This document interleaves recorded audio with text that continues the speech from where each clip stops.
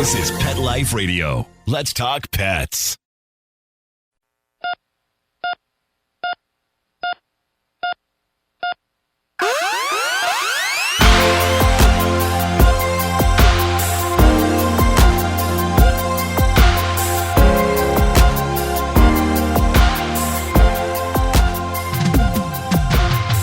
Welcome to ER Vet on Pet Life Radio. I'm your host, Dr. Justine Lee, and I'm an emergency critical care veterinary specialist and toxicologist. Thanks for joining us. Today, I'm going to be sharing my story of all things cats. So we'll be right back after these messages. Take a bite out of your competition. Advertise your business with an ad in Pet Life Radio podcasts and radio shows. There is no other pet-related media that is as large and reaches more pet parents and pet lovers than Pet Life Radio. With over 7 million monthly listeners, Pet Life Radio podcasts are available on all major podcast platforms, and our live radio stream goes out to over 250 million subscribers on iHeartRadio, Odyssey, TuneIn, Stitcher, and other streaming apps. For more information on how you can advertise on the #1 pet podcast and radio network, visit PetLifeRadio.com/advertise today. Let's Talk Pets on PetLifeRadio.com.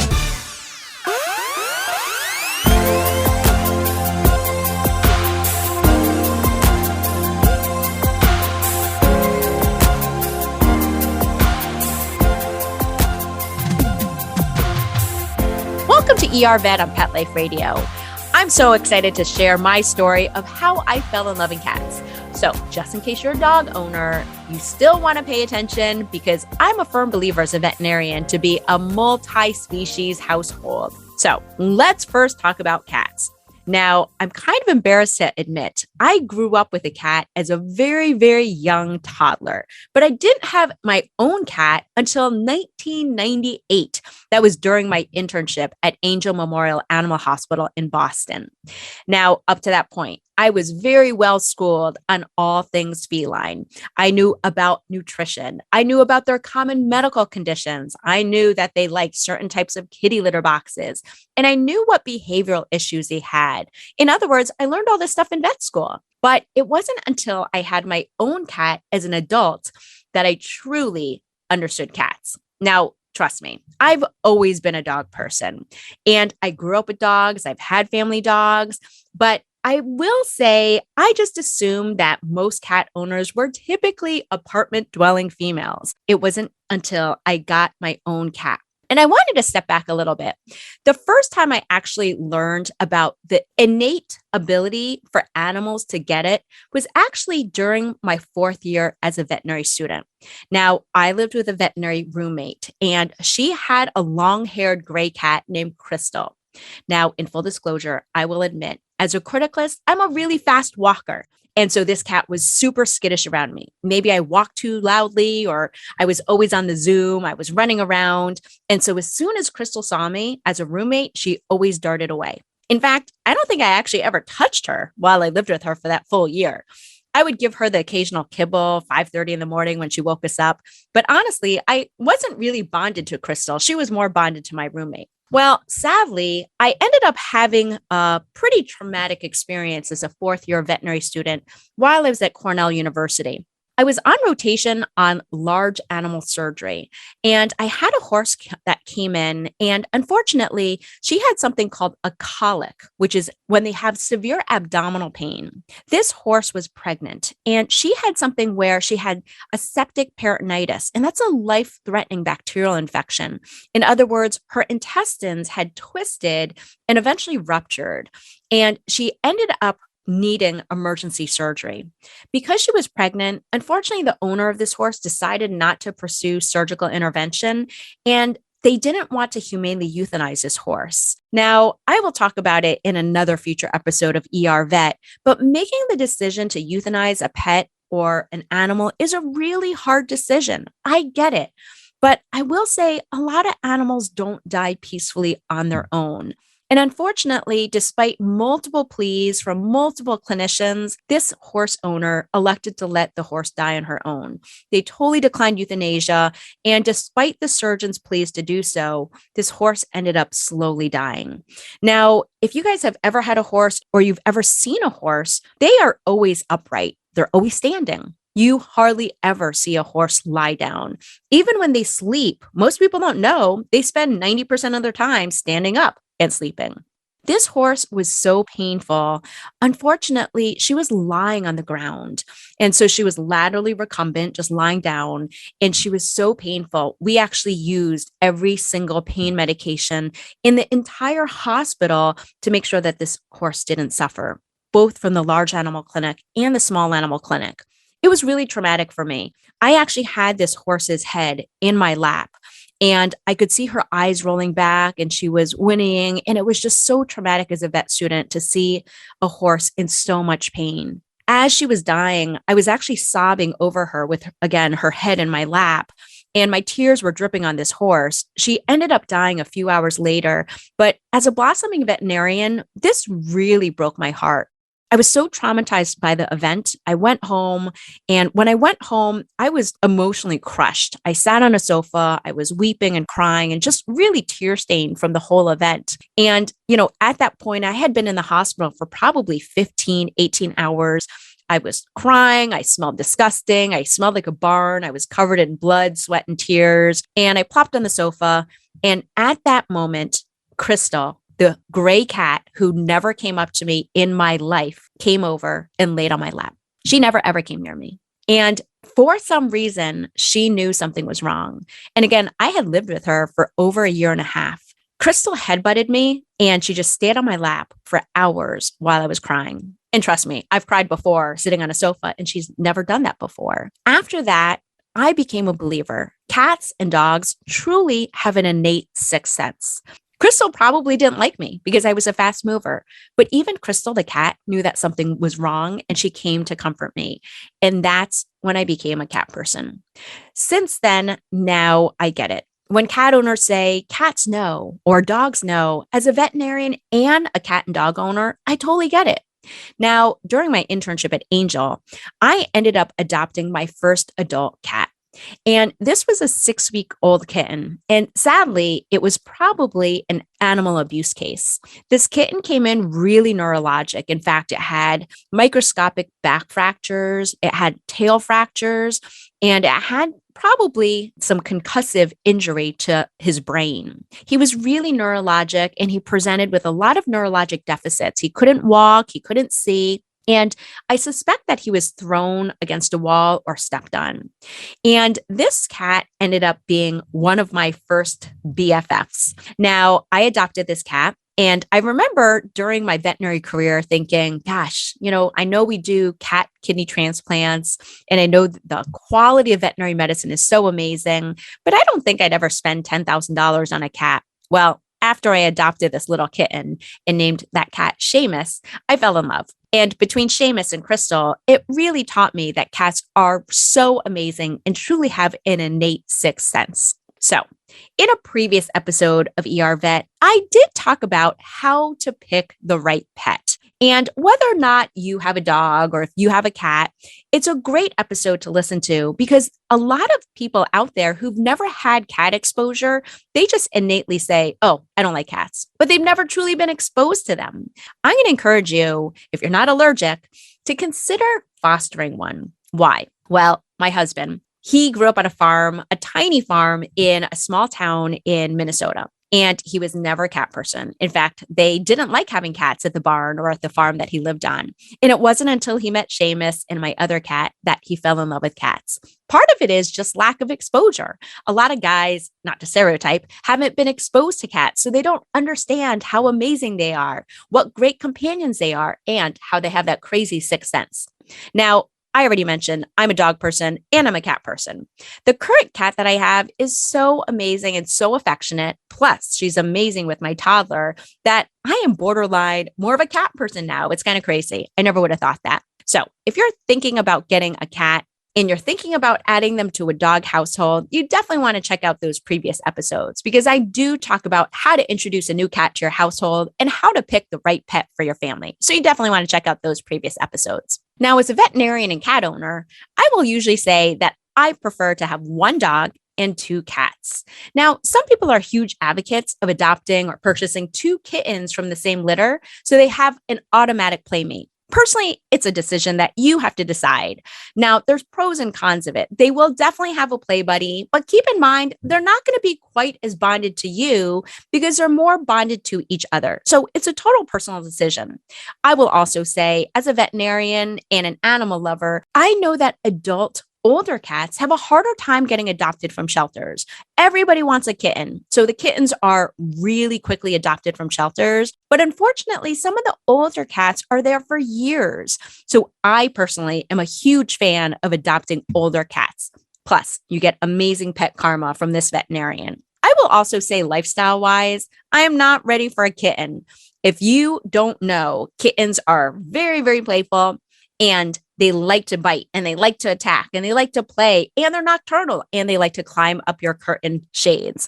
So I always say there's pros and cons of adopting kittens versus adult pets. When in doubt, talk to your veterinarian, talk to an animal behaviorist, or talk to an animal rescuer of whether or not you should adopt 2 kittens at the same time. I will say my cutoff for cats is typically 5 to 6 cats. Now, I know all you people out there who have more than 6 cats are probably sending me hate mail right now, but I'm going to say it is scientifically proven by veterinary behaviorists that there are more behavioral problems like cats not getting along or inappropriate urination and defecation outside of the litter box or more fighting with the more cats that you have. So again, for me, I'm a huge advocate of having less than 5 to 6 cats. I usually have 2 just based on my lifestyle, but ultimately there are some things you can do to set up your household for success with a multi-cat household. Now, it always helps to adopt cats when they're younger. A 15-year-old cat who's lived in that house by themselves for the past 15 years, they don't want a new kitten, okay? So when in doubt, keep in mind that siblings, in other words, kittens from the same litter, are typically more likely to get along with cats that are introduced at younger ages. So whether or not you have 1 cat or 2 cats or 6 cats, ideally you want to have less than 6 cats.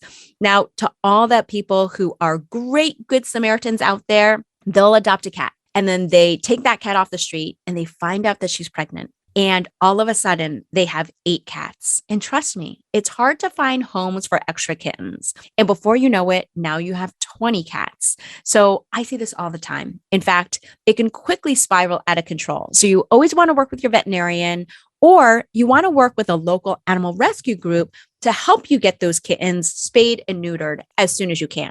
The general rule is you want to fix felines by 5. So lots of F's, but it's designed to help you remember we want to spay and neuter kittens before or around the time of 5 months of age. The reason why is most people don't think, but some 6 to 7 month old kittens can have litters already. And we really want to reduce the risk of pet overpopulation because we never want to see a kitten or a dog or an extra pet euthanized because they couldn't find a home. We'll continue with this really important topic right after these messages from our sponsors. For those fortunate to have experienced the deep bond and unconditional love of a companion animal, the death that follows can be one of the most difficult and misunderstood losses to go through. Many times, this devastating loss goes unrecognized and trivialized by family and friends, leaving grieving pet parents struggling to find healthy ways to cope with the loss.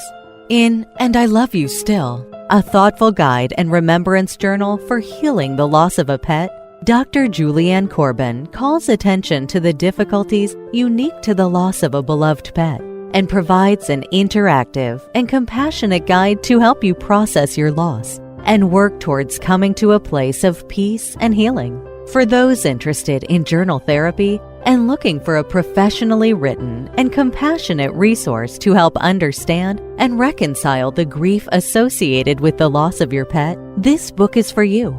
And I Love You Still, A thoughtful guide and remembrance journal by Julianne Corbin is now available for purchase on Amazon and other major book retailers. Let's talk pets Let's talk pets on Pet Life Radio. Pet Life Radio. PetLifeRadio.com.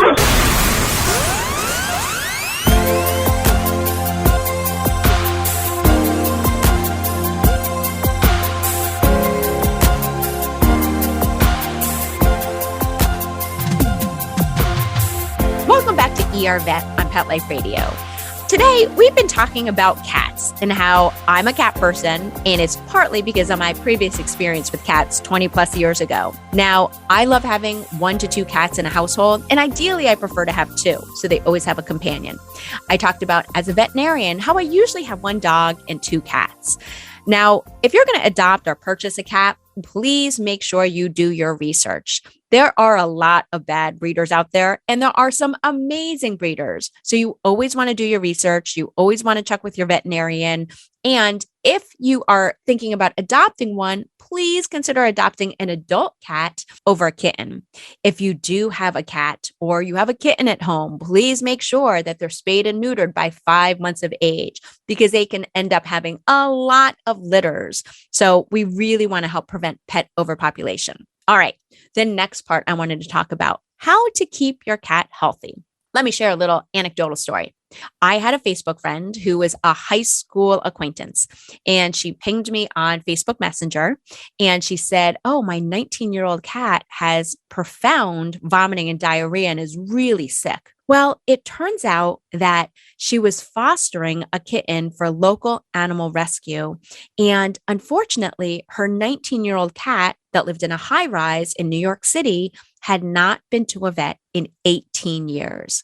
And unfortunately, that cat had no protection to something called panleukopenia. Panleukopenia is a virus that can cause really severe bloody vomiting and bloody diarrhea. It can suppress the bone marrow. And before vaccines were invented, cats and kittens died of this disease. Thankfully, the vaccine is like 99% plus effective. Unfortunately, this 19-year-old cat ended up having to be hospitalized for days. And it's because a little kitten that she was fostering had panleukopenia. So what's the gist of it? Cats are low maintenance, and that's why I love them. I prefer to keep them indoors. I prefer to make sure I've set up an appropriate environment for them. My general rule is N+1 litter boxes. So you should have N+1. So if you have 1 cat, you should have 2 litter boxes. You should use clumping litter that you scoop every day. You should have a water bowl that you clean frequently every few days. And it should be an area away from the litter box, because you don't drink or eat near your toilet. You should make sure that the litter box isn't placed in a room that has random sounds coming on, like the water heater turning on or a HEPA filter turning on in the middle of the night, because that can scare the bejesus out of your cats. And you want to make sure to have a window perch or some kind of cat tree that they can use to claw at. Now, that's the perfect scenario to provide appropriate environmental enrichment. Why am I talking about this? Because you want to make sure your cat is in a good environment. And I'm going to recommend that you go to the Ohio State University Environmental Enrichment page for cats, and they actually have a page for dogs too. So why are we talking about this? Part of making sure that we're taking care of our pets, whether or not it's a cat or dog, is to make sure that they're safe, to make sure they have the right environmental enrichment, the right environmental setup for that pet. Again, for cats, it's going to be N+1 litter boxes, clean water, making sure they're on a good diet, and ideally keeping them indoors. Now, the last part I wanted to talk about is preventative care. You know, that 19-year-old cat who lived in the high rise? That cat hadn't been to a veterinarian in 18 years. And believe it or not, just because you get a cat doesn't mean you don't have to take it to a vet when you keep it indoors. You still have to go to the veterinarian. I'm a firm believer in an annual examination. That means every single year, just like you do that. You go in every single year for a blood pressure. You might get blood work once in a while, but you're there for physical exam. And of course, I'm going to say veterinarians are much better than medical doctors at physical exam because we're feeling for thyroid glands. We're doing a full oral exam. We're sculpting the heart, the lungs. We're palpating the kidneys. We're palpating the bladder. We're doing a full assessment of your cat or your dog. Keep in mind that in the beginning of a pet's life, they're going to need more vaccines. One vaccine every 3 to 4 weeks until they're 14 to 16 weeks of age. They legally need their rabies vaccine at or above 14 weeks of age too. And that's because if they ever bite anybody, they're not quarantined or rarely euthanized, depending on the state law. So again, if you have an indoor cat, that cat still needs preventative care. Now, here's what I normally do for my own pet. By 10 years of age, your cat is really well protected. In fact, what I do is I go through the full kitten vaccine series. So again, one vaccine every 3 to 4 weeks when they're about 6 weeks of age. Once they're 14 weeks of age, I do the rabies. And by that point, they're very well protected. I still recommend an annual exam. And then after the first year, I bump their vaccine schedule to every 2 to 3 years, depending on the state law for rabies. Now, as your cat gets older, instead of doing vaccines, I still advocate for an annual exam, but now I recommend blood work instead. My general rule is do what your veterinarian does. What I do for my own dog and cat is I do an annual exam. And in fact, once my cat or my dog is over 7 years of age, I do annual blood work. And that's because in the ER vet, I'm seeing dogs and cats come in with life-threatening diabetes or kidney failure or thyroid problems or cancer. And I want to make sure I can pick up on that as soon as possible, because the sooner you diagnose a problem, the sooner we can treat it and the better the prognosis. So when in doubt, keep in mind, we want you as veterinarians to keep your cat or your dog as healthy as possible. Well, there you have it. You know I'm a cat person, thanks to Crystal, my roommate's cat, and my first cat, Seamus. They schooled me on all things cat, and since then, I'm a huge cat person. I want you to be able to keep your cat as healthy as possible. So make sure to provide appropriate environmental enrichment. Make sure that they have good preventative care, because I guarantee you they're going to live with you for the next 15 to 20 years, and they're going to pay it back with lots of purring and love. Well, that brings me to the end of today's show. Find me at drjustinelee.com or on Facebook or Instagram at Dr. Justine Lee. You can email me your pet questions at drjustine@petliferadio.com. Again, if you have more than 6 cats, please don't send me any hate mail to that email address. With that, we're out of time, and we want to thank Mark Winter, our producer, for making this show possible. See you at the next episode. Let's Talk Pets, every week on demand, only on PetLifeRadio.com.